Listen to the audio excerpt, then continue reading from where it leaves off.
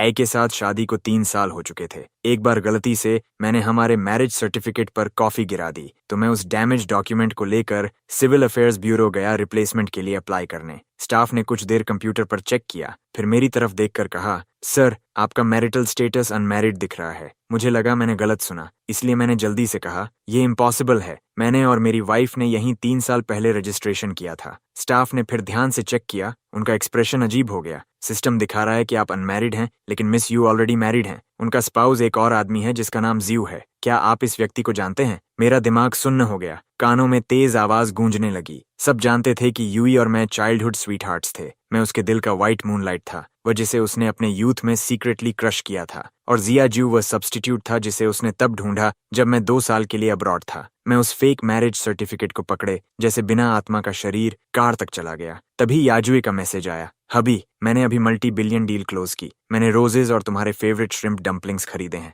I miss you so much. Do you miss मी? मैं उस message को देखता रहा, फिर अचानक हंस पड़ा, इतना कि आंखों से आंसू बहने लगे। पिछले 3 साल से वह हर दिन मुझसे पूछती थी कि क्या मैं उसे मिस करता हूँ, लेकिन सच्चाई यह थी कि वह पहले ही किसी और की लीगल वाइफ बन चुकी थी। मुझे याद आया जब हम छोटे थे, एक बार मुझे कोल्ड हो गया था और मैं किंडरगार्टन नहीं जा पाया। जब उसे पता चला, वह रो पड़ी और खुद भी स्कूल जाने से मना कर दिया, इंसिस्ट करते हुए कि वह घर पर रहकर मेरी देखभाल करेगी। कहती थी कि मेरे बिना उसे डर लगता है। मेरे 15th बर्थडे पर वह पूरी रात बारिश में नीचे खड़ी रही, सिर्फ मुझे सबसे पहले विश करने के लिए। 18 की एज सेरेमोनी पर फायरवर्क्स के नीचे उसने मुझे गले लगाया और कहा, लिनवान, जब मैं 22 की हो जाऊंगी हम शादी करेंगे। मैंने कहा, ओके। जब मैं पढ़ाई के लिए अब्रॉड गया, उसने मुझे लाल आंखों से गले लगाकर कहा, 2 साल, मैं तुम्हें सिर्फ 2 साल दे रही हूँ। टाइम पूरा होते ही मैं तुम्हें वापस ले आऊंगी। उन 2 सालों में हम लगभग हर दिन वीडियो कॉल करते थे। एक बार मैं थीसिस में बिजी था और 3 दिन कॉल नहीं उठा पाया। जब हमने फिर बात की, वह डिप्रेशन के कारण हॉस्पिटल में एडमिट थी। वीडियो में उसकी आंखें लाल थीं। उसने कहा, बेबी, तुम्हारे बिना मैं जी नहीं सकती। जिस दिन मैं वापस आया, मैं उसे सरप्राइज देना चाहता था, लेकिन जब मैंने क्लब हाउस का दरवाजा खोला तो उसे एक ऐसे आदमी के साथ बैठे देखा जो 70% मेरी तरह दिखता था। मेरे हाथ का बुके जमीन पर गिर गया और मैं मुड़कर चला गया। वह घबराकर मेरे पीछे दौड़ी, बार बार एक्सप्लेन करती रही कि वह सिर्फ सब्स्टिट्यूट है और उनके बीच कुछ नहीं हुआ। आखिर में वह 3 दिन और 3 रात बारिश में खड़ी रही। हाई फीवर और निमोनिया हो गया और बेहोश हो गई। तभी मेरा दिल पिघला और मैंने उसे माफ कर दिया। शादी के बाद मैंने देखा कि उसका असिस्टेंट बदलकर जीयू हो गया था, वही सब्स्टिट्यूट। उसने एक्सप्लेन किया कि जीयू के पेरेंट्स की हेल्थ खराब थी। वह वापस आया और असिस्टेंट के इंटरव्यू में पास हो गया, इसीलिए उसे निकाल नहीं सकती थी। एक बार फिर मैंने सहन कर लिया और आखिर में मैं खुद ही मजाक बन गया। कार विला एरिया में पहुंच गई। मैंने सब कुछ सोच लिया था। जैसे ही मैं अंदर जाने वाला था, मैंने लिविंग रूम में यूई और उसकी फ्रेंड की बातचीत सुनी। फ्रेंड ने कहा, मैं अभी जू से हॉस्पिटल में मिलकर आई हूँ। वह ठीक है, बस कुछ स्क्रैचेस हैं। तुम निश्चिंत होकर घर पर लिन्युएन के साथ रह सकती हो। यूई ने भौहें सिकोड़ते हुए सिगरेट बुझा दी और कहा, मैंने कितनी बार कहा है मेरे घर में स्मोकिंग नहीं। लिनुआन को स्मोक की स्मेल पसंद नहीं है। फ्रेंड ने उसे टीज किया और पूछा कि अगर वह उसे सिर्फ सब्स्टिट्यूट मानती है तो जिया जू से मैरिज रजिस्टर क्यों किया। ये ने कहा, तो क्या हुआ अगर नहीं मानती? पहले मैं सोचती थी कि वह सिर्फ सब्स्टिट्यूट है। लुआन के लौटने के बाद मुझे उसकी जरूरत नहीं होगी, लेकिन उसके जाने के बाद मैं लगभग हर रात उसके सपने देखती थी। इसलिए मैंने उसे असिस्टेंट बनाकर वापस बुलाया। मैं लिनुआन के बिना नहीं रह सकती, लेकिन शू को भी छोड़ नहीं सकती। लुआन खुलकर मेरा हस्बैंड हो सकता है, लेकिन जू सिर्फ शैडोज में रह सकता है। तो अगर मैं उसे एक टाइटल देकर कॉम्पेंसेट कर दूं तो क्या फर्क पड़ता है? फ्रेंड ने आह भरते हुए कहा कि उसे डर है कि मैं सच जान जाऊंगा। यूई ने मजबूती से कहा, तो उसे कभी पता मत चलने देना। मैं दरवाजे के बाहर खड़ा था। ऐसा लग रहा था जैसे मेरे शरीर का सारा खून जम गया हो। मैंने सोचा था कि मैं अंदर जाकर उसे सवाल करूंगा, लेकिन मैं मुंह तक नहीं खोल पाया। तो यह है एक्सट्रीम पेन, जैसे दिल को निकाल लिया गया हो, फिर भी वह धड़कता रहे। मुझे याद आया उसका घर से निकलने से पहले किस करना, उसका ड्रंक होने पर मुझ पर डिपेंड करना, मेरे हाथ गर्म करते हुए कही गई बातें। अब समझ आया कि यह सब झूठ था। मैं पहले सोचता था कि शायद उसके पास कुछ छुपी हुई परेशानियां होंगी। अब मुझे समझ आया कि वह एक ही समय में 2 लोगों से प्यार करती थी। क्या उसने नहीं कहा था कि उसे डर है कि मुझे सच पता चल जाएगा? तो अब मैं उसे दिखाऊंगा कि बिना पीछे देखे जाना क्या होता है। मैं मुड़ा और चला गया, 2 काम करते हुए। पहला, अपनी सारी डोमेस्टिक आइडेंटिटी इन्फॉर्मेशन कैंसिल करने के लिए अप्लाई किया। दूसरा, अपना नाम बदल दिया। स्टाफ ने कहा कि प्रक्रिया 2 हफ्तों में पूरी हो जाएगी। 2 हफ्तों में यूए मुझे फिर कभी नहीं ढूंढ पाएगी। जैसे ही मैं बाहर निकला, मेरा फोन लगातार वाइब्रेट करने लगा। यू के मिस्ड कॉल्स और मैसेजेस से भरा हुआ। मैंने उन्हें न देखा, न जवाब दिया। जब मैं घर पहुंचा, तब तक पूरी तरह अंधेरा हो चुका था। इजुई ने मुझे देखा और दौड़ती हुई आई। उसकी आंखों में चिंता भरी हुई थी। हबी, तुम कहाँ गए थे? मैं घर आई और तुम नहीं मिले। मैं घंटों से इंतजार कर रही थी। मैंने लगभग पूरे शहर को उलट पलट दिया तुम्हें ढूंढने के लिए। उसकी चिंता बिल्कुल असली लग रही थी। मैंने उसे देखा। मेरा दिल जैसे किसी अदृश्य हाथ से दबाया जा रहा था। मुझे याद आया जब हाई स्कूल में उसने मैथ कंपटीशन में हिस्सा लिया था। मैंने उसके मैसेज का देर से जवाब दिया और वह एग्जाम छोड़कर मुझे ढूंढने वापस आ गई थी। वह सच में कभी मुझसे इतना प्यार करती थी, लेकिन वह प्यार एक्सक्लूसिव नहीं था। मेरा गला भर आया और मैंने शांत स्वर में कहा, मैं कुछ चीजें खरीदने गया था, तुम्हें बताना भूल गया, सॉरी। उसने राहत की सांस ली, मुझे गले लगा लिया और कहा कि वह मुझे ब्लेम नहीं करती, वह बस चिंतित थी, और बोली कि वह मेरा favourite sweet and Sawar pork ribs और स्टीम्ड सी बैस बनाएगी। जैसे ही वह किचन में गई, उसका फोन बजा। मैंने देखा कि जियू का कॉल था। उसके एक्सप्रेशन में हल्का बदलाव आया। उसने नाइफ नीचे रखा और जल्दी से अपने हाथ पोंछे। कहा कि उसे कंपनी में काम है और उसे जाना होगा। मेरे माथे को किस किया और कहा कि मैं पहले खा लूं, लेकिन मैंने उसकी बात नहीं मानी। मैं बाहर गया और टैक्सी लेकर उसका पीछा किया। जैसा कि मैंने सोचा था, वह कंपनी नहीं गई बल्कि हॉस्पिटल पहुंची। वीआईपी वार्ड में पूरे फ्लोर का कॉरिडोर खाली कराया गया था। हॉस्पिटल डायरेक्टर उसके सामने झुककर माफी मांग रहा था। कह रहा था कि वे जियू का ठीक से ध्यान नहीं रख पाए और वह बाथरूम में गिर गया। याई का चेहरा सख्त हो गया। उसने ठंडे स्वर में कहा, अगर अगली बार ऐसा हुआ तो यह हॉस्पिटल खुला नहीं रहेगा। मैं एक कोने में छिपा खड़ा था, अपने नाखून हथेलियों में गड़ा रहा था। उसकी फ्रेंड ने कहा था कि जियू को बस मामूली खरोंचें आई हैं, फिर भी वह इतनी परेशान थी। वार्ड का दरवाजा खुला। जियू कमजोर हालत में बेड के सहारे बैठा था। उसका चेहरा पीला था। ये तेज कदमों से उसके पास गई, उसका हाथ पकड़ा और पूछा कि वह कैसा है और क्या कहीं दर्द हो रहा है। जायू ने उसका हाथ पकड़कर कहा, सॉरी, मैं बहुत केयरलेस था। एक्सीडेंट हुआ, शावर में भी गिर गया। तुम्हारा टाइम वेस्ट कर दिया भाई यूएन के साथ। अगर वो ओवरथिंक करे तो ये सब मेरी गलती है। यूई ने उसे हल्के से डांटा, क्या बकवास कर रहे हो? बस ठीक होने पर ध्यान दो। मैं अगले कुछ दिनों तक तुम्हारे साथ यहीं रहूंगी। जू ने फिर पूछा, ब्रदर यूएन का क्या? यूई ने बेपरवाही से कहा, मैं संभाल लूंगी, तुम्हें चिंता करने की जरूरत नहीं। फिर उसने जोड़ा, हम हस्बैंड और वाइफ हैं। क्या मेरा तुम्हारे पास होना नेचुरल नहीं है? हस्बैंड एंड वाइफ, ये शब्द सुनते ही मेरा खून जैसे जम गया। मैं कुछ समझ पाता उससे पहले मैंने देखा कि यजुई ने अपनी कलाई से बीड्स उतारी, धीरे से काजीज के हाथ में पहनाई और कहा, अब खुद को बैड लक मत कहना, ये बीड्स ब्लेस्ड हैं। मैंने इन्हें 7 साल तक पहना है। अब तुम पहनो, ये तुम्हें सेफ और स्मूथ रखेंगे। जीजू भावुक हो गया और उसे गले लगाने के लिए हाथ बढ़ाया। मैं दरवाजे के बाहर खड़ा था। मेरी नजर धुंधली हो रही थी, जैसे मैं गहरे समुद्र में डूब रहा हूँ। वह बीड्स तब की थी जब मैं 18 साल का था। 3 कदम पर एक बो, 9 कदम पर एक कौटाव। पहाड़ के नीचे से मंदिर की चोटी तक घुटनों के बल चढ़कर मैंने इसे मांगा था। उस दिन तेज बारिश हो रही थी। मैं तब तक घुटनों के बल चढ़ता रहा जब तक मेरे घुटनों से खून नहीं निकलने लगा और हथेलियां छिल नहीं गईं। तब जाकर एबर्ट ने इसे ब्लेस किया। जब मैं वापस आया, यूए ने मेरी हालत देखी। उसकी आंखें लाल हो गईं। उसने मुझे गले लगाकर कहा, लिनुआन, क्या तुम पागल हो? किसने कहा था तुम्हें इतना सहने के लिए? मैं मुस्कुराया और बीड्स उसकी कलाई पर पहनाते हुए कहा कि यह उसे सुरक्षित रखेगा। उसने मुझे हल्के से किस किया और कहा कि वह इसे हमेशा पहनेगी, लेकिन आज उसने खुद ही वो बीड्स किसी और को दे दिए। मेरा दिल ऐसा लग रहा था जैसे किसी कुंद चाकू से काटा जा रहा हो। इतना दर्द कि सांस लेना मुश्किल हो जाए। पता चला उसका फॉरएवर सिर्फ 7 साल का था। मैं मुड़ा और दूर चला गया, लड़खड़ाते हुए। जब मैं घर पहुंचा तब देर रात हो चुकी थी। जैसे ही मैं अंदर गया, मेरा फोन बजा। ये यी का मैसेज था, हबी, कंपनी में कुछ आ गया है।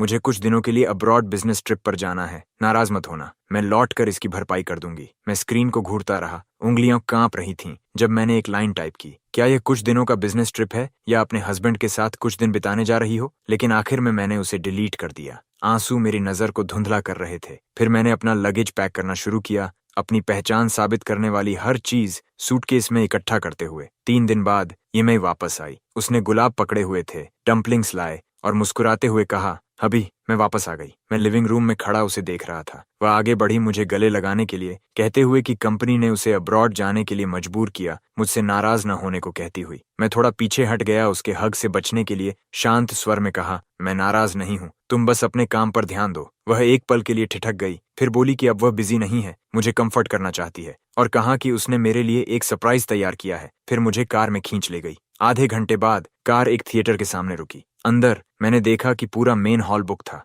आसपास लोग फुसफुसा रहे थे कि यूए ने मेरे लिए पूरा थिएटर बुक किया, मेरी पसंदीदा ऑर्केस्ट्रा को बुलाया जिसकी लागत 10 बिलियन से ज्यादा थी। मैं चमकदार रोशनी के नीचे खड़ा था, कानों में सबकी तारीफ गूंज रही थी। मेरी आंखों के सामने यूई की जेंटल स्माइल थी, लेकिन मेरा दिल बेहद ठंडा था। उसने मुझे ग्रैंड रोमांस दिया, लेकिन किसी और को मैरिज टाइटल दिया। मुझे सबकी प्रशंसा में जीने दिया, लेकिन किसी और आदमी को उसके मैरिज सर्टिफिकेट पर आने दिया। मैं थिएटर की वीआईपी रो में बैठा था, मेरे कानों में मधुर संगीत बज रहा था। ये मेरे पास बैठी थी। उसने मेरा कोट ठीक किया, पूछते हुए कि क्या मुझे ठंड लग रही है। मैंने सिर हिलाया। अचानक मेरे पेट में दर्द उठा और मैं सिकुड़ गया। ये ने तुरंत नोटिस किया, पूछते हुए कि क्या मेरा पेट फिर दर्द कर रहा है। मैंने सिर हिलाया। उसने अपना हाथ मेरे पेट पर रखा, गिल्टी होकर पूछा कि क्या बहुत दर्द हो रहा है और क्या मैं घर जाना चाहता हूँ। मैंने फिर सिर हिलाया। वह मुझे मना नहीं सकी तो उसे कॉल करके अपने असिस्टेंट से स्टमक मेडिसिन लाने को कहना पड़ा। आधे घंटे बाद जियू आया। उसके हाथ में पेपर बैग था, बाल थोड़े गीले, चेहरा पीला था। उसने लिन फैन को कॉल किया। जियू ने समझाया कि असिस्टेंट लिन एक प्रोजेक्ट नेगोशिएट करने में बिजी थी। उसे डर था कि मैं बहुत दर्द में हूँ और यूजू मेरे इंतजार में एंग्शियस हो जाएगी, इसलिए वह खुद ले आया। यह भी जोड़ते हुए कि बाहर बारिश हो रही थी और वह अम्ब्रेला नहीं लाया, लेकिन उसने सामान को अच्छे से बचा कर रखा। यूई ने पेपर बैग लिया और मुझे देते हुए कहा, चलो मेरे साथ थोड़ा हॉट वाटर लेने चलो। मेडिसिन लेने के बाद मैं रेस्टरूम गया। जब मैं बाहर आया, मुझे यूई कहीं नहीं दिखी। जैसे ही मैं जाने वाला था, मुझे पास वाले रेस्टरूम से आवाजें सुनाई दी। मैं चेक करने गया और अंदर यूई और सायू को देखा। ये दृश्य देखकर मेरे अंदर एक चुभता हुआ दर्द उठा। मुझे हमारी पहली किस याद आई 18 साल की उम्र में। फायरवर्क्स के नीचे उसने सावधानी से पूछा था कि क्या वह मुझे किस कर सकती है। मैं शर्मा गया और सिर हिलाया। वह पंजों पर खड़ी हुई और मुझे धीरे से किस किया, जैसे किसी खजाने को संजो रही हो। मुझे हमारी पहली रात भी याद आई। मैंने खुद को रोका और सहा, उसे हर्ट करने के डर से, और उसने खुद पहल की मेरी मदद करने के लिए। लेकिन अब वह किसी और के साथ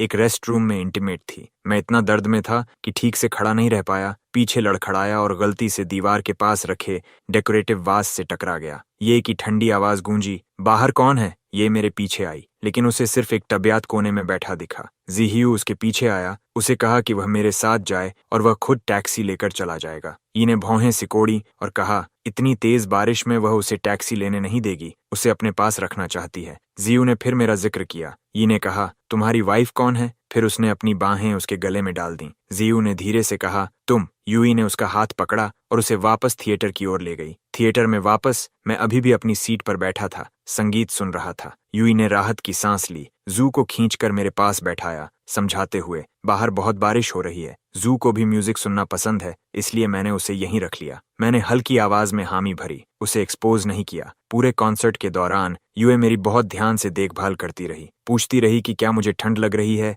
एयर कंडीशनिंग एडजस्ट करने में मदद करती रही। पूछती रही कि क्या मैं जल्दी घर जाकर आराम करना चाहता हूँ, लेकिन मुझे पता था उसका लेफ्ट हैंड जाजुस के साथ कसकर इंटरलेस्ड था। मुझे याद आया पहली बार जब हमने हाथ पकड़ा था, 16 साल की एक सर्द रात। वह दीवार चढ़कर मेरे घर के नीचे आई, अपना हाथ बढ़ाया, मुझसे उसे गर्म करने को कहा। मैं हंसा और उसे बेशर्म कहा, लेकिन फिर भी उसका हाथ पकड़ लिया। उसने कसकर पकड़ लिया, कभी छोड़ा नहीं। तब उसकी आंखों में सिर्फ मैं था। अब वह एक हाथ से मेरा और दूसरे से किसी और का हाथ पकड़े हुए है। एक आंसू अपने आप गिर पड़ा। यूए ने तुरंत नोटिस किया, अपनी उंगली से मेरे गाल को पोंछा, पूछा क्या हुआ। मैंने चुपचाप मुस्कुराते हुए कहा, म्यूजिक बहुत मूविंग है। यूई ने हल्की मुस्कान के साथ कहा, तुम सच में सेंटिमेंटल हो। कॉन्सर्ट खत्म हुआ। यूए ने मुझे जाने नहीं दिया। उसने लोगों से बहुत कीमती इंस्ट्रूमेंट्स का ढेर मंगवाया, कहते हुए मैंने कभी इन इंस्ट्रूमेंट्स की तारीफ की थी, इसलिए उसने सब खरीद ली। स्टाफ भी पास खड़ा था और कह रहा था कि उसने इन इंस्ट्रूमेंट्स को पाने के लिए बहुत मेहनत की। जियू एक तरफ खड़ा था, उसकी नजर थोड़ी अजीब थी। मैं कुछ कहने ही वाला था कि जीजू ने अचानक पास की डेकोरेटिव रोप खींच दी। स्टाफ चिल्लाया, उसे मत खींचो, लेकिन तब तक देर हो चुकी थी। ऊपर का लाइटिंग रिग और साउंड इक्विपमेंट गिरने लगा। उस एक पल में मैंने जल्दी से जियायू को अपनी बाहों में खींचा और साइड में लुढ़क गया। मैं वहीं जड़ हो गया, बेबस होकर देखता रहा कि काली छाया मेरे ऊपर गिर रही है। एक तेज आवाज के साथ भयानक दर्द हुआ और मैं जमीन पर गिर पड़ा। आखिरी चीज जो मैंने सुनी वह यूईवीज की घबराई हुई चीख थी, लिनुअन। लेकिन मुझे पता था कि वह जिसको पकड़े हुए थी वह कोई और था। मैंने एक बहुत लंबा सपना देखा। सपने में 14 साल की यीवी अपनी स्कूल यूनिफॉर्म में थी। उसके होंठ के कोने पर चोट थी, लेकिन उसकी मुस्कान जिद्दी थी। मैंने उसके लिए मेडिसिन लगाया, लाल आंखों से उसे डांटा, लेकिन उसने कैजुअली कहा, कोई मुझे बुली नहीं कर सकता। मुझे अपना फ्यूचर हस्बैंड कहते हुए कहती कि उसके रहते मुझे कोई हर्ट नहीं कर सकता। सपने में मैं आंसुओं में डूबा उसका नाम पुकार रहा था, लेकिन वह जैसे सुन ही नहीं रही थी। मेरा हाथ पकड़कर दूर जा रही थी। सीन फिर रियलिटी में बदल गया। यूए ने जू को प्रोटेक्ट किया,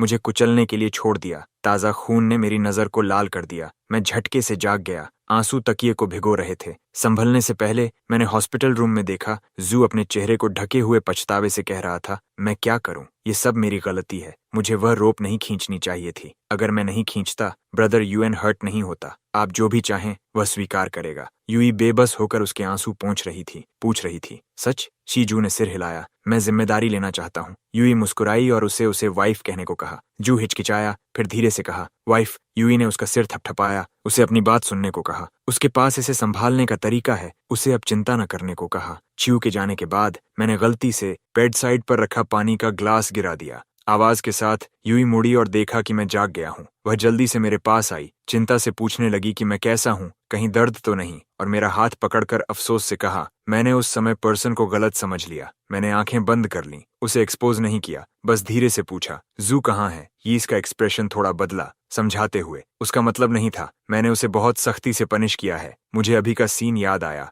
सोचते हुए कि क्या यही उसका पनिशमेंट है, लेकिन मैंने कुछ नहीं कहा। मैंने गुस्से में उसे क्वेश्चन नहीं किया, न ही चिल्लाकर आरोप लगाया। मैंने बस शांत स्वर में कहा, मुझे भूख लगी है। ये ठिठक गई। मेरी आंखों में देखते हुए आखिरकार समझ गई कि मेरे अंदर कुछ गलत है। एक ठहरे हुए पानी की तरह शांत मैंने फिर दोहराया, मुझे भूख लगी है। उसके विचारों को तोड़ते हुए वह बस हल्के से सिर हिला सकी। कहा कि वह मेरे लिए खाना लेने जाएगी। फिर कार कीज उठाई और जल्दी से बाहर चली गई। दरवाजा बंद होते ही मेरे आंसू अब और नहीं रुके और बहने लगे, लेकिन मैंने तुरंत उन्हें पोंछ दिया। मैंने खिड़की के बाहर देखा। सूरज तेज चमक रहा था, लेकिन वह मेरे दिल तक नहीं पहुंच पा रहा था। प्यार लोगों को पागल बना देता है, नफरत लोगों को छोड़ने नहीं देती और सीन क्रिएट करवाती है। लेकिन अब मेरे पास ये के लिए न प्यार बचा था न नफरत। ये ने अपना सारा काम छोड़ दिया। हॉस्पिटल में रहकर मेरी देखभाल की, एक कदम भी दूर नहीं गई। अपने हाथों से मुझे खाना खिलाया, मेरे लिए मेडिसिन लगाई। रात के बीच में चेक किया कि कहीं मैंने ब्लैंकेट तो नहीं हटा दिया, लेकिन मैं पूरे समय शांत रहा।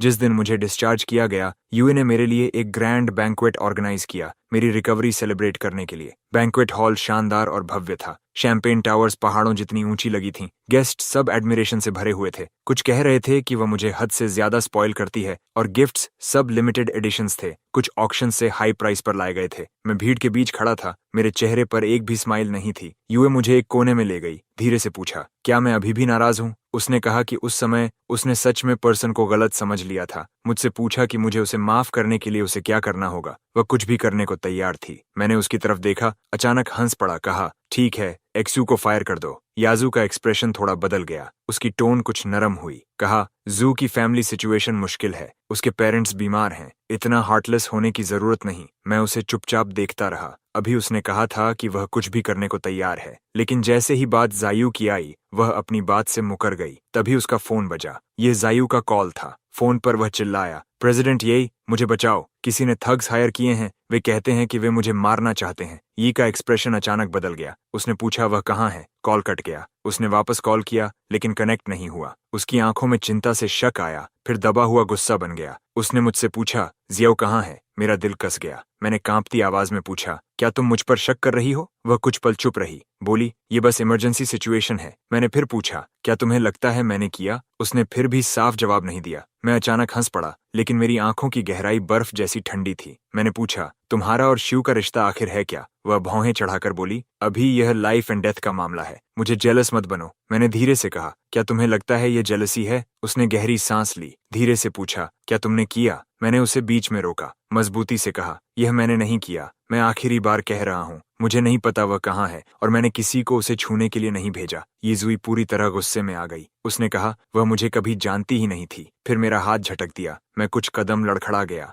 मेरी कमर टेबल के कोने से टकराई, मेरा माथा डेकोरेशन के किनारे से टकराया। ताज़ा खून तुरंत बहने लगा। आसपास लोग चिल्लाए, कहने लगे मैं घायल हो गया हूँ, लेकिन यूई बिना पीछे देखे सीधा बाहर चली गई। फोन पर कॉल करते हुए एक्सू की लोकेशन ट्रेस करने का ऑर्डर दे रही थी। मैंने टेबल का कोना पकड़ा और खड़ा हुआ। खून मेरे माथे से बह रहा था, लेकिन मुझे कोई दर्द महसूस नहीं हुआ। दिल के फटने के दर्द के सामने यह छोटी चोट कुछ भी नहीं थी। मैंने उस दिशा में देखा जहां यूजुई गई थी। अचानक हंस पड़ा। अब उसके दिल और आंखों में सिर्फ शीजू है, जैसे पहले वह मेरे साथ थी। कोई मुझे हॉस्पिटल ले जाने में मदद करना चाहता था। मैंने सिर हिलाया और उन्हें दूर धकेल दिया। अकेले बैंक्वेट हॉल से बाहर चला गया। जैसे ही मैं बाहर निकला, पीछे से तेज आवाज आई। मैं मुड़ा और देखा गोल्ड प्लेटेड साइन जिस पर लिखा था, ये loves Lin Yuan for all eternity. जमीन पर गिर चुका था, 2 टुकड़ों में टूट गया था। मैंने उस साइन को देखा और अचानक जोर से हंस पड़ा। हंसा जब तक आंसू फिर से नहीं गिर गए। हाँ, क्या तुम्हारी इटर्निटी सच में इतनी छोटी थी? मैं अकेला घर गया।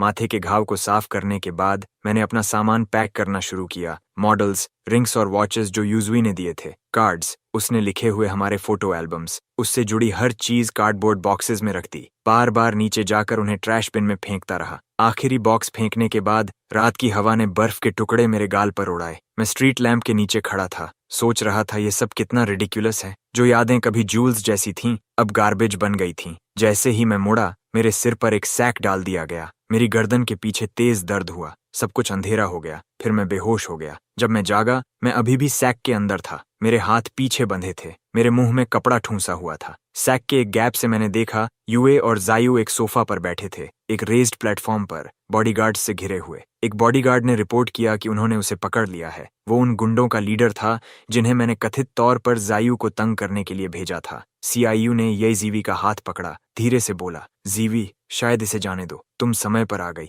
असल में मेरे साथ कुछ भी नहीं हुआ। ईवी ने तिरस्कार से कहा, नहीं, जू को एक उदाहरण बनाकर समझाना होगा। मेरा पूरा शरीर ठंडा पड़ गया। आखिर समझ आया कि ये सब जूयू ने खुद रचा था। उसने खुद को गुंडों से पिटा हुआ दिखाया, लोगों को रिश्वत देकर यूई को धोखा दिया कि मैं ही उसे तंग करने वाला सरगना हूँ। मैं बेतहाशा संघर्ष करता रहा। यूजूस का नाम पुकारना चाहता था, लेकिन बस कमजोर घुटी हुई आवाजें ही निकल पाईं। च्यू ने दयालु बनने का नाटक करते हुए कहा, इस पर थोड़ा रहम करो, लेकिन यूजुइस की आंखें ठंडी थीं। उसने कहा, रहम नामुमकिन। तुमने उसे तंग करने की हिम्मत की, मैं उसे मौत से भी बदतर अंजाम दिखाऊंगी। अगले ही पल मुझे ऊंचे प्लेटफॉर्म पर घसीट लिया गया। नीचे 10 मीटर से ज्यादा गहरा स्विमिंग पूल था। ठंडी पानी की सतह फीकी सफेद रोशनी को प्रतिबिंबित कर रही थी। बोरे में बंद और रस्सी से बंधा हुआ मुझे जोर से नीचे धक्का दिया गया। छपाक! बर्फ जैसा ठंडा पानी तुरंत बोरे में भर गया। भयानक टक्कर से ऐसा लगा जैसे मेरे अंदरूनी अंगों पर हथौड़े से वार हुआ हो। पानी तेजी से मेरी नाक और मुंह में घुस गया,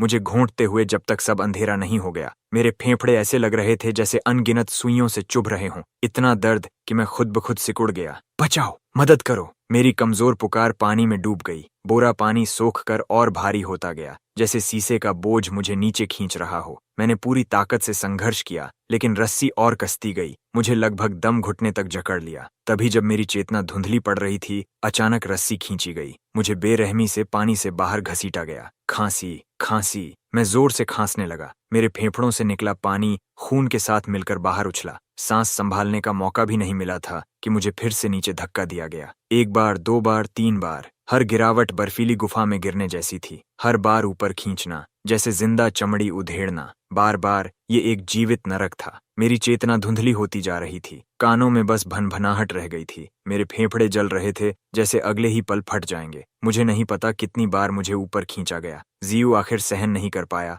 और रुकने को कहा। बस करो जी, उसे और मत यातना दो। ई ने तिरस्कार से कहा, मैं अभी खत्म नहीं हुई हूँ। उसने बॉडीगार्ड से ली गई लोहे की छड़ उठाई और मेरे पास आई। मेरे आदमी को छूने की हिम्मत की, इसकी कीमत चुकानी होगी। धड़ाम! पहला वार मेरी पीठ पर जोर से पड़ा। मेरा शरीर अचानक ऐसे मुड़ा जैसे बिजली का झटका लगा हो। रीढ़ से उठी भयंकर पीड़ा पूरे शरीर में फैल गई। मैंने मुंह में ठूंसे कपड़े को जोर से दबाया, फिर भी घुटी हुई कराह निकल गई। धड़म, धड़म, धड़म! वार पर वार बिना किसी रहम के गिरते रहे। हर प्रहार ऐसा था जैसे हड्डियां तोड़ देना चाहता हो, अंदरूनी अंगों को फाड़ रहा हो। मुझे महसूस हुआ कि मुंह के कोनों से गर्म तरल बह रहा है, ठोड़ी से टपक कर जमीन पर गिर रहा है। 9 वार उसने खुद किए। अंत तक मैं दर्द महसूस भी नहीं कर पा रहा था। मेरी चेतना धुंधली हो गई। आंखों के सामने अंधेरा छाने लगा। मेरा शरीर ऐसा लग रहा था जैसे चिथड़ों में बदल गया हो, जैसे किसी मीट ग्राइंडर में फेंक दिया गया हो। आखिरी वार के बाद मैं जमीन पर टूटी गुड़िया की तरह पड़ा था। मेरे नीचे खून का तालाब फैलता जा रहा था, कपड़ों को भिगोकर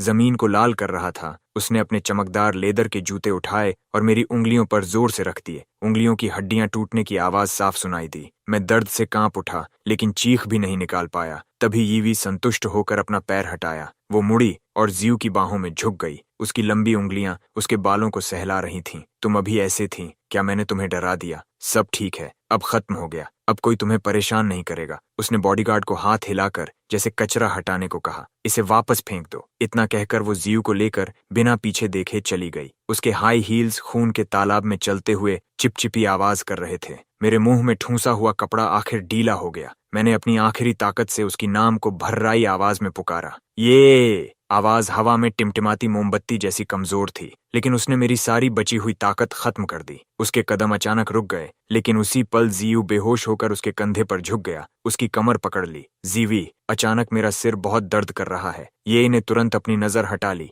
अभी की उस झलक को नजरअंदाज करते हुए घबराकर उसका हाथ थाम लिया। मैं तुम्हें तुरंत अस्पताल ले जाऊंगी। वो तेजी से चली गई, कभी पीछे मुड़कर नहीं देखा। मैं उसकी दूर जाती हुई पीठ को देखता रहा। अचानक हंस पड़ा, लगातार हंसता रहा। आंसू खून के साथ बहने लगे। काश उसने बस एक बार पीछे मुड़कर देखा होता, सिर्फ एक बार, तो उसे पता चल जाता। जिसे उसने अभी आधा मार डाला वही इंसान था जिसे उसने कभी अपनी हथेली पर संभाला था, लेकिन उसने नहीं देखा। उसकी आंखें पूरी तरह स्यायु पर टिकी थीं। जब मुझे होश आया, मैंने खुद को विला के फर्श पर फेंका हुआ पाया, पूरी तरह भीगा हुआ। हड्डियां ऐसे दर्द कर रही थीं जैसे कुचल दी गई हों। मैंने रेंग कर उठने की कोशिश की। हर हरकत मेरी पीठ के घावों को फाड़ रही थी। उंगलियां पहचान से बाहर सूज चुकी थीं। टूटी हुई उंगलियों की हड्डियां डरावने नीले बैंगनी रंग में दिख रही थीं। मेरी जेब में फोन वाइब्रेट हुआ। मैंने कांपते हाथों से उसे निकाला। 2 मैसेज थे। पहला यूए का था। हबी, मैं पहले गलत थी। तुम्हारे साथ गुस्सा नहीं होना चाहिए था। मैं बस नहीं चाहती थी कि तुम गलत काम करो। मैं इन दिनों जू की देखभाल के लिए अस्पताल में रहूंगी,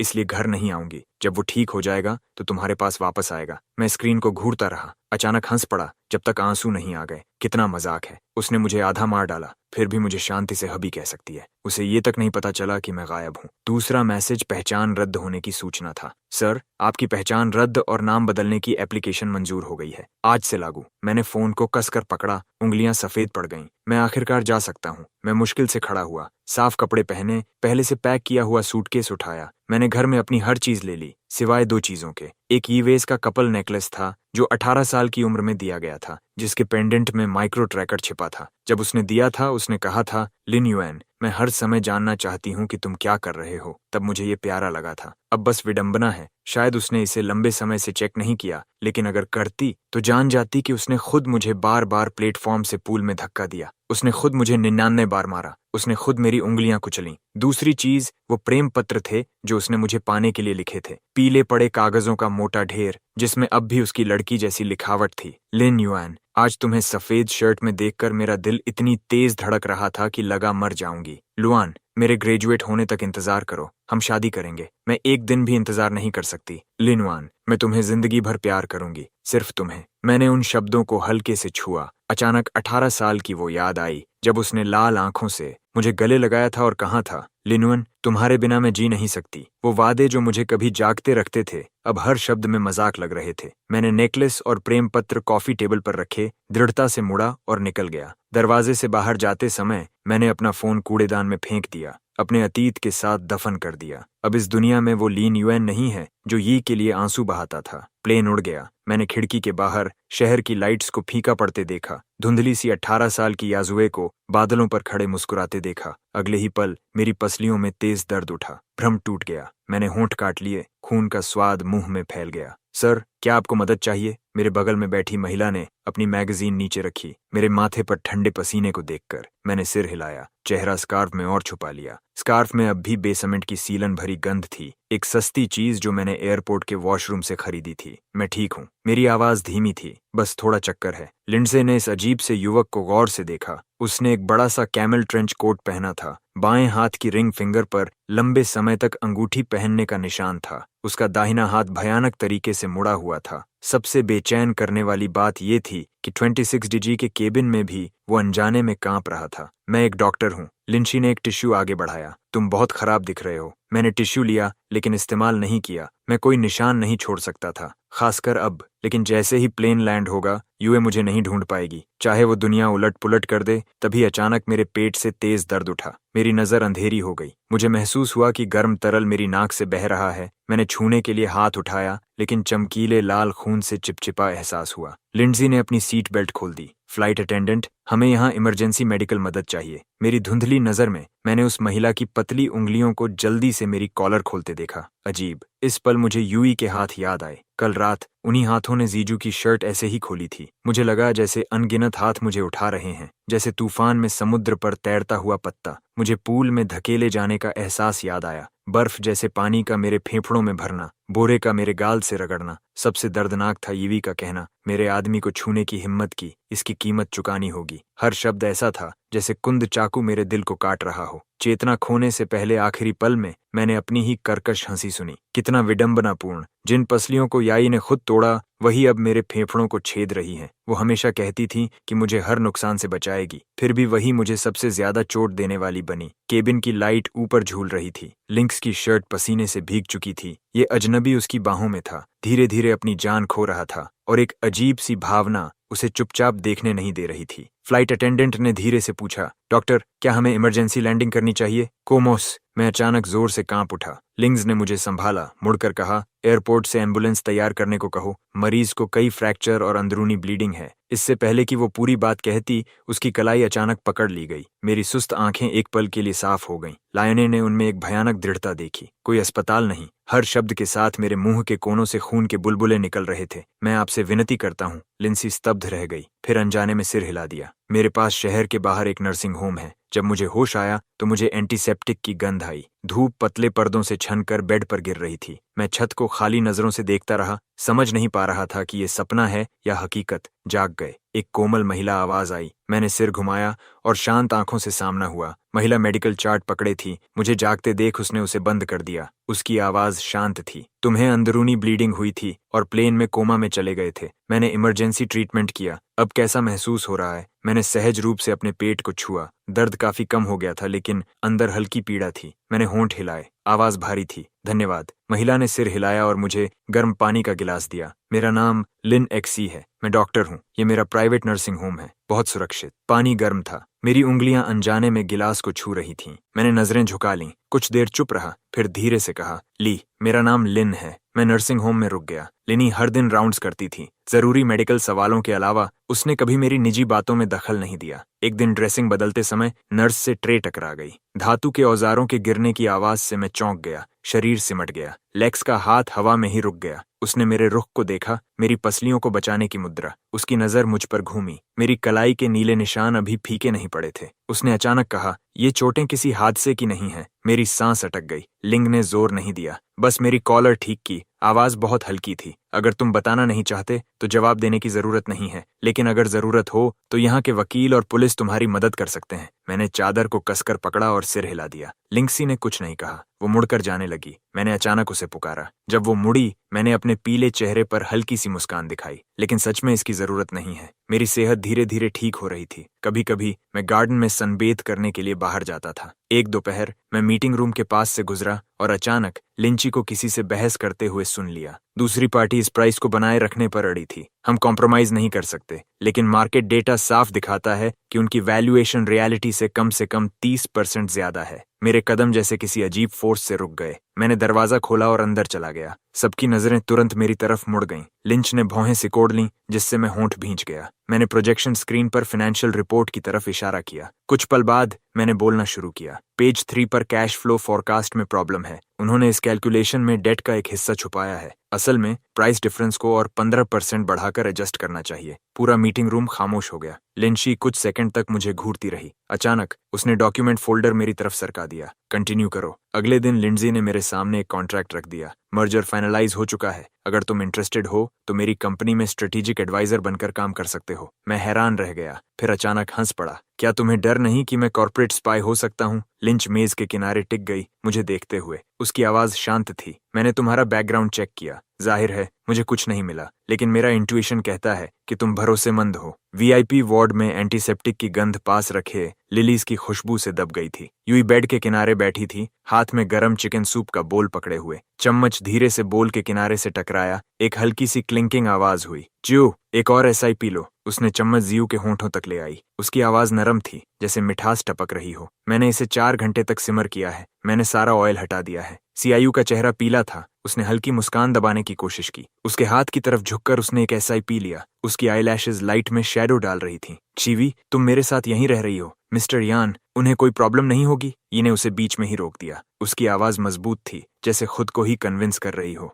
लिनवान हमेशा इतना अंडरस्टैंडिंग रहता है, लेकिन जब उसने बोल नीचे रखा तो उसका बॉटम ग्लास कॉफी टेबल से टकराया। एक शार्प डिंग की आवाज हुई। ये आवाज जैसे एक कांटे की तरह थी, जो अचानक उसके सिर में चुभ गई। 3 दिन हो चुके थे। 3 दिन से मेरी कोई खबर नहीं थी। उसने अपना फोन निकाला। लॉक स्क्रीन जल उठी, जिसमें मेरा शांत सोता हुआ चेहरा दिख रहा था। 5:13 PM। हबी, तुम थोड़ी देर से घर आओगे। 10:47 PM। क्या तुम अभी भी नाराज हो? अगले दिन 9:15 AM। लिनवन, फोन उठाओ। आखिरी मैसेज आज सुबह पर रुक गया था। Green chat bubble chat box के ऊपर अकेला लटक रहा था। वो अचानक खड़ी हो गई। मैं बाहर कॉल करने जा रही हूँ। इमरजेंसी एग्जिट कॉरिडोर के आखिर में था। वहां उसने तीसरी बार कॉल बटन दबाया। एक मैकेनिकल फीमेल वॉइस चाइनीज और इंग्लिश में दोहराई, the subscriber is currently unavailable. ये आवाज खाली स्टेयरवेल में गूंज रही थी, डरावनी लग रही थी। उसने फिर अपने असिस्टेंट को कॉल किया। श्याओ चेन, अभी विला जाओ। वह एक पल के लिए रुकी। मेरी लोकेशन चेक करने की बात नहीं की, सिर्फ विला की सिक्योरिटी स्टेटस चेक करने को कहा। करीब आधे घंटे बाद असिस्टेंट का मैसेज आया, डायरेक्टर, ये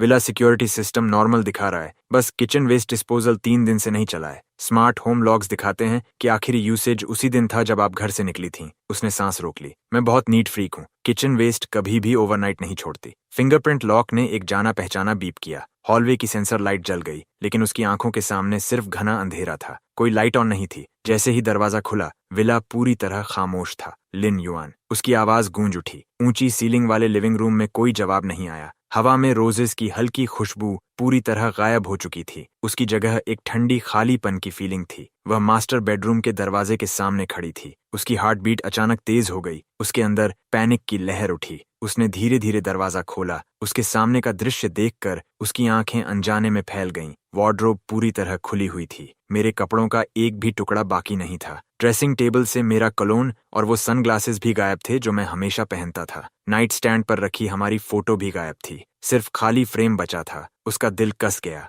वह जल्दी से स्टडी की तरफ बढ़ी। ड्रॉर खोला। Passport, ID card, bank cards, मेरी मौजूदगी साबित करने वाली हर चीज गायब थी। सिर्फ 2 चीजें टी टेबल पर शांत पड़ी थीं, एक नेकलेस और पीले पड़े लव लेटर्स का एक स्टैक। वह कांपते हाथों से नेकलेस उठाने लगी। ये वही गिफ्ट था जो उसने मुझे मेरे 18th बर्थडे पर दिया था। इतने सालों तक मैंने इसे कभी नहीं उतारा। अब जब मैं बिना किसी निशान के गायब हो गया था, नेकलेस अकेला यहीं छोड़ दिया गया था। वह सबसे बुरी संभावना पर यकीन करने की हिम्मत नहीं कर पा रही थी। उसने फोन निकाला और फिर असिस्टेंट को कॉल किया। तुरंत उसकी वेयरअबाउट्स पता करो, हर कनेक्शन इस्तेमाल करो। अगर 3 FT जमीन खोदनी पड़े तो भी उसे ढूंढो। दूसरी तरफ से तुरंत जवाब आया। उसके कानों में सिर्फ कीबोर्ड टाइपिंग की आवाज गूंज रही थी। उसने कभी समय को इतना धीरे गुजरते महसूस नहीं किया था। कुछ देर बाद असिस्टेंट की हिचकिचाती आवाज आई, डायरेक्टर, ये मिस्टर लिन की पर्सनल इन्फॉर्मेशन कैंसिल कर दी गई है। Information cancelled? मैं अचानक अपनी आइडेंटिटी कैंसिल क्यों करूंगा? उसके न होने के दौरान आखिर क्या हुआ था?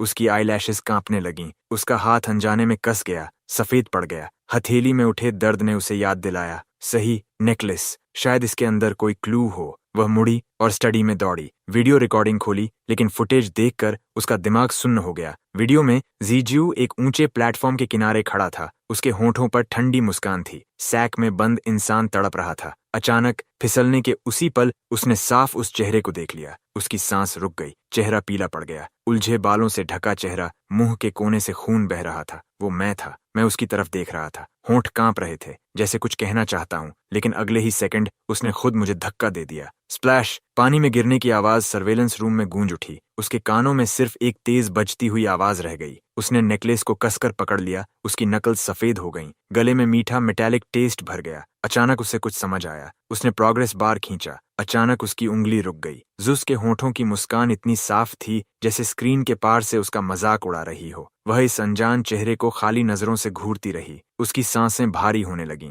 तभी फोन फिर बजा। डायरेक्टर, ये हॉस्पिटल। असिस्टेंट की आवाज आई, लेकिन उसने बेरहमी से काट दिया। कार तैयार करो। उसकी आवाज इतनी बैठी हुई थी कि पहचान में नहीं आ रही थी। मैं अभी वहां जा रही हूँ। टायर्स सड़क पर चीखते हुए घिसे। चिंता मत करो, वो ट्रेस नहीं कर पाएगी। उस घटिया आदमी के मेडिकल रिकॉर्ड्स मैंने बहुत पहले नष्ट कर दिए थे। विला के सर्वेलेंस कैमरास भी साफ कर दिए गए थे। किसने कहा था उसे अपनी औकात भूलने को? यही सजा है। हर शब्द जहर में डूबी सुई की तरह था, जो उसकी आखिरी झूठी उम्मीद को 1000 टुकड़ों में चुभ रहा था। हॉस्पिटल रूम का दरवाजा धक्का देकर खोला गया। वह दरवाजे पर खड़ी थी। उसका चेहरा डरावना अंधेरा लिए था। जियू का फोन जमीन पर गिर गया। सीवी, उसकी आवाज हल्की कांपी। याई की आवाज गहरी और भारी थी, जैसे नरक से निकल रही हो। तुम्हें पता था वो लिन युएन था। जियू का चेहरा तुरंत सफेद पड़ गया। उसकी उंगलियां बेडशीट कसकर पकड़ लीं। मुझे नहीं पता तुम क्या कह रही हो। सैक में जो इंसान था, ये ने उसका रिस्ट इतनी ताकत से पकड़ा जैसे हड्डियां तोड़ देगी। जाया की आंखों में तुरंत आंसू भर आए।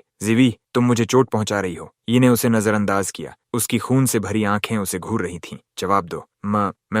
मैं तुमसे बहुत प्यार करता हूँ। उसकी डरी हुई आवाज टूट गई। मुझे डर था कि वो तुम्हें मुझसे दूर ले जाएगा। मेरे पास कोई और रास्ता नहीं था। यूई ने घृणा से उसे देखा। उसका हाथ ऐसे छोड़ा जैसे कोई गंदी चीज छू ली हो। उसकी नजर बेडसाइड टेबल पर रखे फ्रूट नाइफ पर गई। ब्लेड की ठंडी चमक में उसका टूटा हुआ चेहरा दिख रहा था, और साथ ही जीजू की डरी हुई आंखें भी साफ नजर आ रही थीं। तुम नहीं कर सकती। जू घबराकर पीछे हट गया। आईवी स्टैंड गिरकर जमीन पर टकराया। ईवी के ऑफिस जैसी ठंडी सफेद रोशनी में सब कुछ सन्नाटा बन गया। खुले हुए डॉक्यूमेंट्स उसके सामने बिखरे पड़े थे, जिनमें जाजू के मुझे और उसके बीच दरार डालने के सबूत भी शामिल थे। प्राइवेट इन्वेस्टिगेटर्स द्वारा भेजे गए डॉक्यूमेंट्स भी थे। फोटोज, रिकॉर्डिंग्स, ट्रांसफर हिस्ट्री, यहाँ तक कि उन थग्स की गवाही भी। मिस्टर जी ने हमें हायर किया था। कहा था कि ये सिर्फ एक्टिंग है। हमें अच्छा पेमेंट दिया। उसने कहा था कि हमें बस प्रिटेंड करना है उसे मारने का। असल में उसे छूने का इरादा नहीं था। उसने कहा था कि बस डायरेक्टर येई को यकीन हो जाए तो बाद में बोनस मिलेगा। यू के हाथ सफेद पड़ गए।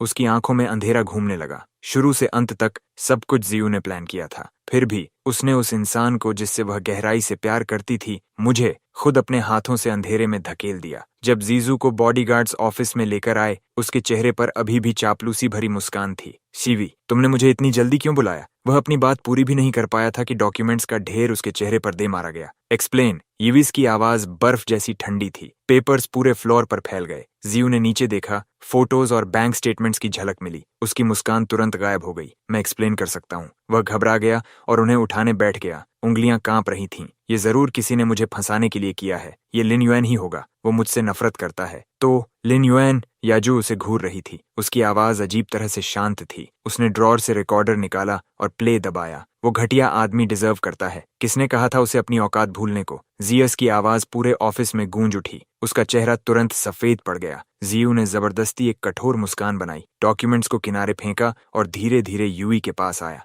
जीवी, मुझ पर भरोसा करो। मैंने सच में ऐसा कुछ नहीं किया। ईविस की ठंडी नजरों के सामने उसकी सांसें तेज होती जा रही थीं। मुझ पर भरोसा करो। मैं तुमसे बहुत प्यार करता हूँ। लव? इन्हें शक भरी आवाज में कहा। उसका जबड़ा कसकर पकड़ लिया। तुम ऐसे काम करते हो और फिर भी कहते हो कि तुम मुझसे प्यार करते हो। तुम्हें घिन नहीं आती? तो तुम्हें लगता है तुम खुद बहुत अच्छे हो। जू ने अचानक सिर उठाया। उसकी आंखों की मासूमियत पूरी तरह गायब हो गई। उसकी जगह विकृत नफरत ने ले ली। ये तुम ही थी जिसने मुझे पहले ढूंढा। तुम ही थी जिसने मुझे सब्स्टिट्यूट की तरह ट्रीट किया। तुमने मुझे यकीन दिलाया कि तुम मुझसे प्यार करती हो। उसने जोर से खुद को छुड़ाया, उसकी नाक की तरफ इशारा किया और ठंडी हंसी हंसा। क्या तुम अंधी हो? नहीं देख सकती कि कौन सच्चा है और कौन झूठा? अब ये गहरा प्यार दिखाना किसके लिए है? लिनुअन को तुम्हारी जरूरत बहुत पहले खत्म हो चुकी है। वो सब कुछ छोड़कर दूर भाग जाना पसंद करेगा, बजाय तुम्हारी तरफ एक सेकंड और देखने के। यूइस की प्यूपिल्स सिकुड़ गईं। उसकी छाती पर जैसे किसी ने भारी हथौड़ा मार दिया। जियू और भी मजाक उड़ाते हुए हंसा। क्या तुम्हें पता है वो जाने से पहले क्या छोड़कर गया? वो नेकलेस तुम्हारा दिया हुआ गिफ्ट था, सही? तुमने उसके अंदर की कैमरा फुटेज देख ली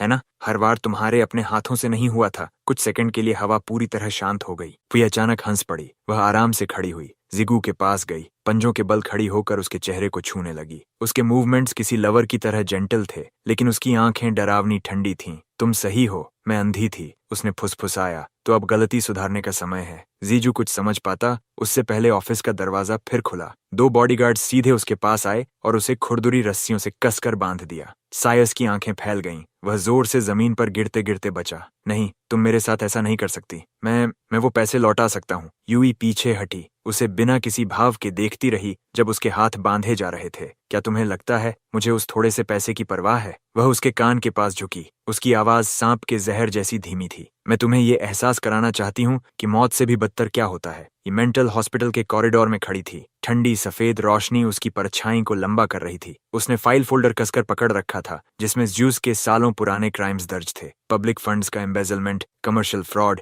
इंटेंशनल इंजरी, यहाँ तक कि मुझे फंसाने की साजिश भी। हॉस्पिटल रूम का दरवाजा खुला। सीयू कोने में दुबका हुआ था, उसका चेहरा बैंडेजेस में लिपटा हुआ। ये सेल्फ हार्म के निशान थे। उसने ऊपर देखा और यही सीवी को देखा। उसकी आंखों में उम्मीद की एक हल्की चमक उभरी। सीवी, क्या तुम मुझे बचाने आई हो? वह घुटनों के बल कुछ कदम रेंगता हुआ आगे बढ़ा, लेकिन अपनी कमजोर हालत के कारण जमीन पर गिर पड़ा। सी जो फर्श पर पड़ा था, गंदगी से लथपथ, उसकी उंगलियां कसकर इस ड्रेस के किनारे को पकड़ रही थीं। इन्हें कोई जवाब नहीं दिया। धीरे धीरे उसके सामने झुकी, ऊपर से उसे देखती हुई। उसकी आंखें बर्फ जैसी ठंडी थीं, आवाज धीमी लेकिन शांत थी। शिशु, क्या तुम्हें पता है मैं यहाँ क्यों आई हूँ? सीआईयू कांपते हुए सिर हिलाने लगा। आंसू बहते रहे। मुझे पता है मुझसे गलती हुई, सच में मुझे पता है। गलती? ये ने तिरस्कार से हंसी उड़ाई। फाइल उसके सामने फेंक दी। क्या इसे तुम गलती मानते हो? जायू ने फाइल के कंटेंट की तरफ देखा। उसका चेहरा तुरंत सफेद पड़ गया। वह बेतहाशा सिर हिलाने लगा। नहीं, मैंने ये सब नहीं किया। किसी ने मुझे फंसाया है। जी, मुझ पर भरोसा करो। फ्रेमिंग, यूई। वह झुकी और उसका चिन्ह इतनी ताकत से पकड़ा कि हड्डियां टूटने वाली थीं। क्या तुम्हें लगता है मैं अभी भी तुम्हारे बहाने मानूंगी? उसने छोड़ दिया। हैंडकरचिफ निकाला और घृणा भरे चेहरे से अपने हाथ पोंछे। इस हरकत ने शिव की आंखों में चुभन पैदा कर दी। उसकी प्यूपिल्स अचानक सिकुड़ गईं। वह ई पर झपटा, लेकिन उसने उसे लात मारकर दूर फेंक दिया। वह फिर से जमीन पर गिर गया, पागलों की तरह चिल्लाने लगा। इजी, तुम मेरे साथ ऐसा नहीं कर सकती। मैं तुमसे बहुत प्यार करता हूँ। मैंने ये सब तुम्हारे लिए किया। मेरे लिए? इजी की नजर पूरी तरह ठंडी थी। तुमने ये सब अपने सेल्फिश डिजायर्स के लिए किया। लिन युएन और मेरे बीच जो कुछ था उसे बर्बाद कर दिया। ये मेरे लिए था, तो अब मेरी बारी है तुम्हारे लिए कुछ करने की। वह मुड़ी और दरवाजे पर खड़े डॉक्टर को इशारा किया। आज से मैं खुद उसके ट्रीटमेंट प्लान तय करूंगी। डॉक्टर ने सम्मान से नया मेडिकल रिकॉर्ड पेश किया। ने पहला पेज खोला। उस पर लिखा था, पेशेंट 0487 के लिए treatment regiment, electroconvulsive therapy, controlled medication, life time confinement. जो बेतहाशा तड़पने लगा। नहीं, तुम ऐसा नहीं कर सकती येजी। मैं तुम्हें शाप देता हूँ। मैं तुम्हें शाप देता हूँ कि तुम्हें कभी लिन युएन की माफी नहीं मिलेगी। इजी बिना पीछे देखे कमरे से बाहर निकल गई। उसके पीछे जीजू की दिल दहला देने वाली चीखें गूंज रही थीं। वह हॉलवे में खड़ी हुई और सिगरेट जला ली। धुएं के बीच उसकी आंखें गहरी और समझ से परे थीं। असिस्टेंट सावधानी से आगे आया। डायरेक्टर, ये आपके आदेश के अनुसार जा फैमिली की एसेट्स पूरी तरह फ्रीज कर दी गई हैं। जासी के पेरेंट्स पर भी रिस्ट्रिक्शंस लगा दी गई हैं। ये जीवी ने हल्की आवाज में कहा। उसके एम्बेजलमेंट की खबर मीडिया में लीक कर दो। मैं चाहता हूं उसकी रेपुटेशन बर्बाद हो जाए। असिस्टेंट ने सिर हिलाया और चला गया। ने सिगरेट बुझाई, खिड़की के बाहर नाइट स्काई की तरफ देखा। वह जानती थी कि ये रिवेंज मेरे झेले दर्द की भरपाई नहीं कर सकता, लेकिन कम से कम वह जियाओ को किसी और को नुकसान पहुंचाने का मौका नहीं देगी। ये उस विला के सामने खड़ी थी जहां हम साथ रहते थे। उसके हाथ में रिकॉर्डिंग थी जिसे वह अनगिनत बार देख चुकी थी, लेकिन सर्वेलेंस डेटा जू ने मिटा दिया था। कोई भी क्लू नहीं बचा था। खोज जारी रखो। उसकी आवाज भारी थी, आंखों में लाल वेन्स उभर आई थीं। चाहे जिंग को उलट पुलट करना पड़े, हमें उसे ढूंढना होगा। असिस्टेंट डरते हुए एक डॉक्यूमेंट लेकर आया। डायरेक्टर, ये मिस्टर यान की पर्सनल इन्फॉर्मेशन कैंसिल कर दी गई है। इमिग्रेशन रिकॉर्ड्स भी पूरी तरह मिटा दिए गए हैं। इजुई ने मुट्ठी कस ली। उसकी नकल्स सफेद हो गईं। उसने हर कनेक्शन इस्तेमाल किया, यहाँ तक कि बड़ा रिवॉर्ड भी अनाउंस किया, लेकिन ऐसा लग रहा था जैसे मैं दुनिया से बिना कोई निशान छोड़े गायब हो गया हूँ। वह हर उस जगह गई जहां हम कभी साथ गए थे। हाई स्कूल, अम्यूजमेंट पार्क, पहाड़ की चोटी पर मंदिर, यहाँ तक कि विदेश, वो सिटी जहां मैंने पढ़ाई की थी। लेकिन हर बार वह खाली हाथ लौटी। उसे बार बार सपने आने लगे। सपने में मैं खून के तालाब में खड़ा था, उसे ठंडी नजरों से देख रहा था। तुमने खुद मुझे नरक में धकेला। जब वह झटके से उठी, ठंडा पसीना उसकी नाइट गाउन को भिगो चुका था। उसका दिल ऐसे दर्द कर रहा था जैसे किसी ने उसे जिंदा चीर दिया हो। ने सर्च और बढ़ा दी। उसने कंपनी के काम तक नजरअंदाज कर दिए। वह एक कंट्री से दूसरी कंट्री उड़ती रही, उस फेमिलियर सिलुएट को ढूंढने की उम्मीद में। 3 महीने बाद मैं एक कॉर्नर कैफे में खड़ा था, याजी को दूर से देख रहा था। वह एवेन्यू मॉन्टेन पर एक लग्जरी शॉप की विंडो में वेडिंग ड्रेस को खाली नजरों से देख रही थी। मैंने कभी कहा था, मुझे सिंपल वेडिंग पसंद है। नो लेस, नो डायमंड्स, सिर्फ सबसे प्योर व्हाइट। वह खुद पर हल्का सा मुस्कुराई। वो अतीत अब समुद्री झाग की तरह बिखर चुका था। अब उसे ये भी नहीं पता था कि मैं कहाँ हूँ। अचानक उसकी नजर के कोने से उसे एक जाना पहचाना सा फिगर दिखा। छोटे सुनहरे बाल, लंबा कद, चलने का तरीका बिल्कुल वैसा जैसा उसके सपनों में उस आदमी का था। उसका दिल कस गया। लगभग इंस्टिंक्ट से वह उसके पीछे दौड़ी। लिन युएन। वह आदमी पीछे मुड़कर नहीं देखा, बस आगे चलता रहा। उसने अपनी रफ्तार तेज की, उसका रिस्ट पकड़ने के लिए हाथ बढ़ाया, लेकिन उसी पल एक काली कार उसके सामने आकर रुकी। कार का दरवाजा खुला। एक पर्पल टाइट ड्रेस पहने वुमन ने उसे गले लगा लिया। पंजों के बल खड़ी होकर उसके कान में कुछ फुसफुसाई, जिससे वह हल्का सा हंस पड़ा। उसका साइड प्रोफाइल दिखा। वह एक पूरी तरह अजनबी चेहरा था।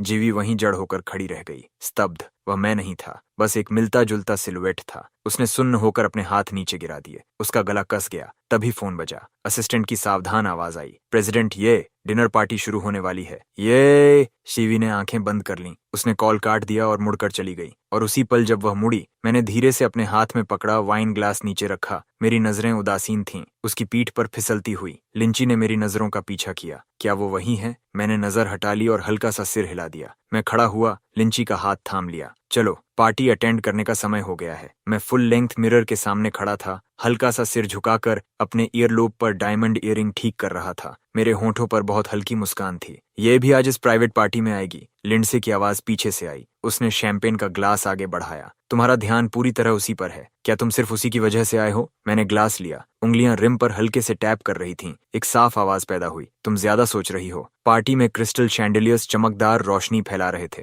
मैं शैंपेन पकड़े यूरोपियन कंग्लोमरेट्स के रिप्रेजेंटेटिव्स के साथ कैजुअली बात कर रहा था। मेरी फ्लुएंट फ्रेंच और शार्प बिजनेस इनसाइट्स ने मुझे अटेंशन का सेंटर बना दिया। जब ये हॉल में दाखिल हुई, उसकी नजरें अनजाने में मेरी पीठ पर टिक गईं। मेरे जेस्चर्स में वही परिचित तीखापन था। उसने हल्का सा भौहें सिकोड़ी। जैसे ही वह आगे बढ़ने वाली थी, मैं मुड़ा और उसके कंधे से हल्का सा टकराकर निकल गया। उस पल उसे मे रोजेस की बहुत हल्की खुशबू आई। ये अचानक मुड़ी, लेकिन मेरा फिगर भीड़ में गायब हो चुका था। अभी जो जेंटलमैन था वो कौन था? उसने एक वेटर को रोका। उसकी आवाज तन गई थी। वेटर मुस्कुराया और बोला, वो मिस्टर लिन है, इमर्जिंग इन्वेस्टमेंट फर्म ली के फाउंडर। या इसकी प्यूपिल्स अचानक सिकुड़ गईं। लाए, ये तो साफ लिंग यूएन का अब्रीविएशन है। वह यकीन नहीं कर पा रही थी, लेकिन फिर भी उम्मीद रोक नहीं पा रही थी कि मैं वापस आ गया हूँ। ये लिंशी थी, जिसने तीसरी बार आईआईए ग्रुप में मेरी असामान्य रुचि नोटिस की। वह स्टडी डोर पर खड़ी थी, मेरी ऊंची पीठ को देख रही थी, जो डेस्क लैंप के नीचे सीधी और तन गई थी। मेरे हाथ में पेन पेपर पर तेज निशान बना रहा था। ये डेटा एनालाइज करने जैसा नहीं लग रहा था, बल्कि किसी दुश्मन को डिसेक्ट करने जैसा था। ये ग्रुप की रिपोर्ट्स फिर देख रहे हो? लिंशी ने हॉट मिल्क का ग्लास पकड़े अंदर कदम रखा। जानबूझकर अपने कदमों की आवाज साफ की। मेरी उंगली हल्का सा कांपी। मैंने जल्दी से डॉक्यूमेंट बंद कर दिया। बस रूटीन एनालिसिस। मैंने मिल्क लिया। मेरे होंठों पर एक परफेक्ट मुस्कान थी। फ्यूचर कंपटीटर को पहले से स्टडी कर रहा हूँ। लिन ने मेरा झूठ एक्सपोज नहीं किया। हालांकि पिछले 3 महीनों में ये ग्रुप को स्टडी करने की मेरी फ्रीक्वेंसी किसी भी दूसरी कंपनी से कहीं ज्यादा थी। कभी कभी तो पूरी रात जागकर सुबह तक। लेकिन जब भी वह पूछना चाहती, मैं तुरंत टॉपिक बदल देता, खासकर उस पेरिस वाली मुलाकात के बाद। बहुत देर हो चुकी है। आखिरकार उसने ग्लास टेबल पर रख दिया। कल सुबह जल्दी मीटिंग है। मैंने सिर हिलाया, लेकिन मेरी नजरें फिर से उन डॉक्यूमेंट्स पर टिक गईं। जब लिंशी ने स्टडी डोर बंद किया, उसने फिर पेन के कागज पर चलने की आवाज सुनी, जैसे किसी जुनून का रूप हो। 3:17 AM एक तेज चीख ने विला की खामोशी को चीर दिया। लिंशी तुरंत बेड से उठ बैठी।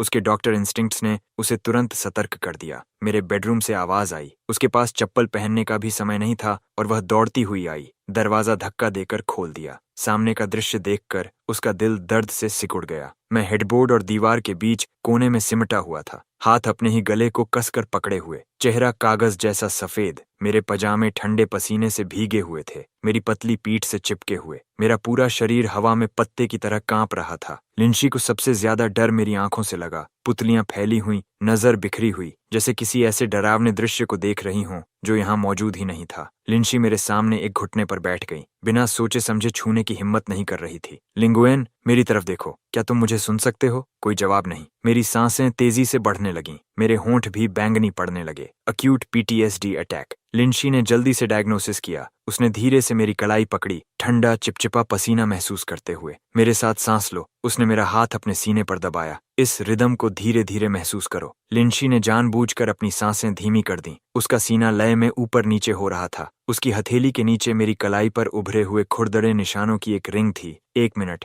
2 मिनट। आखिरकार मेरी सांसें उसकी सांसों के साथ तालमेल बैठाने लगीं। मेरी पुतलियां धीरे धीरे फोकस में लौट आईं। सामने वाले व्यक्ति को साफ देखते ही मैंने अपना हाथ ऐसे खींच लिया जैसे जल गया हो। मैं ठीक हूँ, मैंने भारी आवाज में कहा। एक कंडीशन्ड रिफ्लेक्स की तरह मैंने अपने पजामे की आस्तीन नीचे खींच ली, कलाई ढकते हुए। सॉरी, मुझे बस एक नाइटमेयर आया था। लिंडसे ने इस भद्दे झूठ को उजागर नहीं किया। वह उठी और एक गिलास गुनगुना पानी डालने चली गई। साथ ही पास के डिफ्यूजर में काल्मिंग एसेंशियल ऑयल की कुछ बूंदें डाल दी। थोड़ा पानी पियो, उसने मुझे देते हुए कहा, जानबूझकर सुरक्षित दूरी बनाए रखते हुए। मैं तुम्हारे लिए एक सूखा तौलिया लाती हूँ। जब वह बाथरूम से लौटी, मैं खिड़की के पास वाले सिंगल सोफा पर जा चुका था, दोनों हाथों से गिलास पकड़े हुए। मेरी नजर बाहर की रात पर टिकी हुई थी। चांदनी मेरे चेहरे की प्रोफाइल को उकेर रही थी। झुकी हुई पलकों की छाया मेरी आंखों के नीचे पड़ रही थी। मैं आर्म चेयर पर बैठ गया। लिंशी ने मेरे कंधों पर तौलिया डाल दिया, फिर सामने बैठ गई। क्या तुम उस नाइटमेयर के बारे में बात करना चाहोगे? उसने ऐसे पूछा जैसे कल के मौसम की बात कर रही हो। मेरी उंगलियां गिलास के किनारे से खेलती रहीं। काफी देर तक खामोशी रही। मैंने मुंह खोला। क्या तुम्हें पता है डूबने का एहसास कैसा होता है? लिंशी थोड़ी रुकी। पहले पानी नाक के अंदर भर जाता है, आग की तरह जलता हुआ। मेरी आवाज हल्की थी, जैसे किसी और की कहानी बता रहा हूँ। फिर फेफड़े ऐंठने लगते हैं, सांस लेना चाहते हैं, लेकिन अंदर सिर्फ पानी जाता है। मैंने ऊपर देखा। सबसे डरावनी बात यह है कि तुम साफ महसूस करते हो कि जिंदगी फिसल रही है, फिर भी बेबस, कुछ नहीं कर सकते। लिन, उसने नोटिस किया कि मेरी बाईं अनामिका उंगली अस्वाभाविक रूप से मुड़ी हुई थी। वह हड्डी टूटने के बाद की विकृति थी। मैं उठा और डेस्क की तरफ गया। दराज से एक क्राफ्ट पेपर बैग निकाला। तुम्हें ये देखना चाहिए। लिंशी ने उसे लिया, उसका वजन महसूस करते हुए। बाहर निकले फोटो, मेडिकल रिकॉर्ड्स और मैरिज रजिस्ट्रेशन की एक कॉपी। तो ये तुम्हारा असली है। लिंडसे की आवाज अटक गई। उसके सामने जो था उसने उसे चौंका दिया। मैं खून के तालाब में पड़ा था। मेरे माथे का घाव भयानक था, नीचे के कालीन को लाल रंग में रंगता हुआ। मेडिकल रिकॉर्ड में लिखा था 3 broken ribs, right index finger,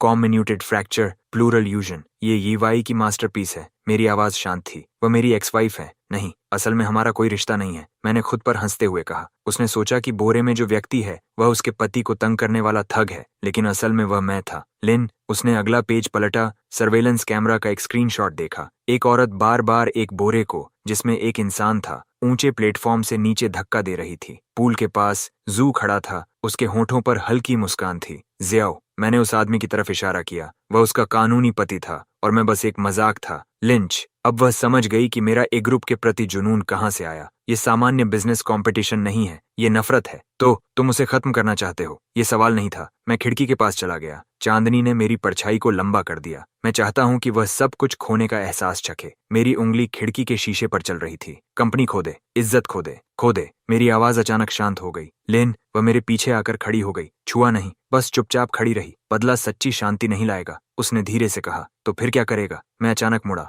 मेरी आंखों में एक काली आग भड़क उठी। माफी? मैंने अपने पजामे का कॉलर फाड़ दिया, कॉलर बोन के नीचे का एक निशान दिखाते हुए। यह उसने खुद मेटल रॉड से मारा था। नानिन बार उसने हर एक को साफ साफ गिना था। लिंशी ने उस निशान को देखा, अचानक हाथ बढ़ाकर मुझे अपनी बाहों में खींच लिया। मैं एक पल के लिए सख्त हो गया, फिर जैसे सारी ताकत खत्म हो गई हो, मैं उसके सीने से टिककर ढह गया। मैं तुम्हें रोकने का इरादा नहीं रखती। लिन की ठोड़ी मेरे सिर के ऊपर टिकी थी। मैं बस यह नहीं देखना चाहती कि तुम नफरत में डूब जाओ। उसने धीरे से मेरी विकृत उंगलियों को थामा। ये घाव, ये तुम्हारी जिंदगी को परिभाषित नहीं करने चाहिए। मैंने कोई जवाब नहीं दिया। लिंडसे को महसूस हुआ कि उसकी छाती पर मेरी शर्ट धीरे धीरे भीग रही थी। खिड़की के बाहर पूरब का आसमान उजाला होने लगा। लिंडसे ने अपनी बाहों में शांत हो चुके व्यक्ति को देखा और एक फैसला लिया। मुझे अपनी योजना दिखाओ, उसने कहा। हर एक डिटेल। मैंने सिर उठाया। मेरी लाल किनारों वाली आंखों में एक दबाव चमका। अगर इससे तुम सच में सब छोड़कर नई शुरुआत कर सको, लिंशी ने मेरे चेहरे से आंसुओं के निशान पोंछे, तो मैं तुम्हारी मदद करूंगी।